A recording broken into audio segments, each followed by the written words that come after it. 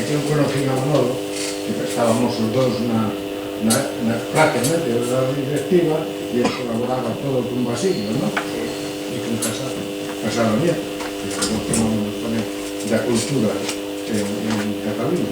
E ele entraba no centro galego, xa lle dicía antes a Irene, e non sabía se estaba. Ele entraba silenciosamente, iba a súa labor, e non se sabía ni que estaba Manolo dentro dedicaba ao seu a traballar a todo o tema de cultura, e era, e de verdad, eu seguín a Manolo sempre, desde, mira que levo xa 40 anos aquí de novo, e así igual a Manolo, igual que a miña vida do centro galego sigue estando viva. Me alegro de que pensedes en eso, de que esos que fixeron todo o centro, como Casado Nieto, que foi un gran presidente, sin desmellorar a nadie, pero que conste que tamén deixo a túa labor polo centro galego. O centro galego necesita que estemos recoñecidos por onde estemos, en Cataluña, e os que somos todos, pois xa veo, viñen dali, e sigo pagando o meu recibo de sueldo 40 anos despois.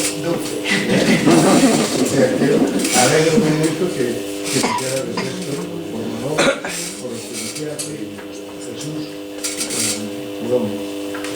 Xulio, de que nacieron vida, pero tamén agora a vida está aí, a súa muller dos seus fillos. É que eu casi non nacera cando foi o pasamento de Manolo, que son novo, e por eso eu creo que xa tiña que haber sido fai tempo, porque xa me detente igual que Manolo, outra xente, como decía Emilio, o Casado Nieto, como o Casado Nieto, que para o centro galego tamén foi 17 anos, pero en este caso el Manolo de López somos a súa poesía, sempre se recordou de Galicia, esta unha liberación que plasmou en esa liberación, ese concello, pero eso, a toda a esquina maior, que eu merqueiro aquí en esta área estraderos, aquí está o José, la cárcel de Lonxe, que posee una procura de propia niña, con Jesús. Y venimos aquí, igual que sobrado Salamina, que está ahí, renovados por el Señor, Mamá, también estaba aquí. Entonces esos libros merqueiros aquí. Entonces esto es, ahora como final de Manolo. Para mí, como presidente del Centro Galego, desde el principio, que esto era antes de ser presidente. Así que nada. Yo no quiero decir nada más porque no voy a estar nada más.